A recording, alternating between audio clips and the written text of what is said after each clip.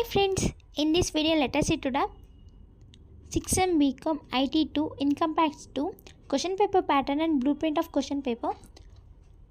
Section A, Section B, Section C. Section A 2 marks question, Section B 4 marks question, Section C 12 marks question.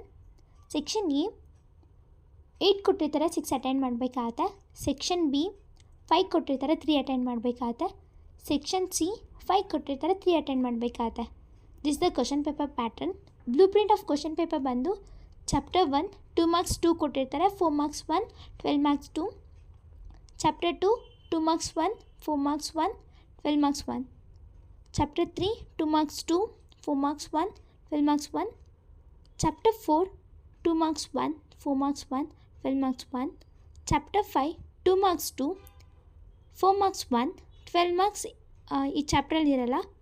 So this is the question paper pattern of income tax subject to 6M BCom.